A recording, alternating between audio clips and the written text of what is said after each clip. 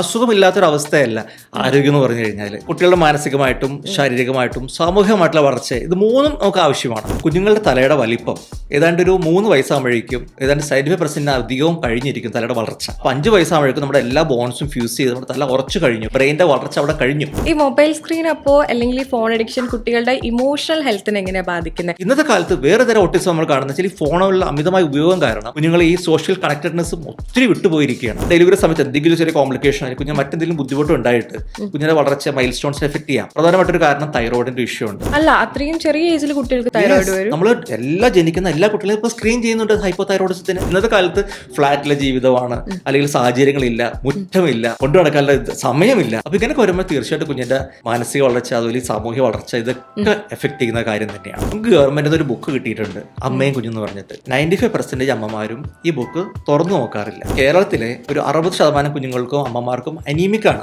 അമ്മ ഈ iron ഗുളികയും calcium ഗുളികയും കഴിക്കുന്നത് മുലപ്പാലിലൂടെ കുഞ്ഞിന്റെ വയറ്റിലെത്തുകയാണ്. എല്ലാ കുട്ടികൾക്കും 6 മാസം തൊട്ട് 5 വയസ്സ് വരെ അയൺ സപ്ലിമെന്റ് കൊടുക്കാന്നുള്ളത് വളരെ ഇമ്പോർട്ടന്റ് ആണ്. എന്റെ അടുത്ത് 10 വരാറുണ്ട്, 9, 10 മാസമായിട്ട് കുഞ്ഞ് ഇതുവരെ കമന്നിട്ടില്ല ഡോക്ടറെ. അല്ലെങ്കിൽ ഇവർ ഏത് ലോകത്തായിരുന്നു ഞാൻ ആലോചിക്കുകയാണ്. 1 വയസ്സിൽ അമ്മയെന്ന് വിളിച്ചിരുന്ന കുഞ്ഞുങ്ങൾ 2, 3 വയസ്സ് വരുമ്പോൾ അവർ അമ്മയെ നോക്കുന്നില്ല, അമ്മയോട് കമ്മ്യൂണിക്കേറ്റ് ചെയ്യുന്നില്ല.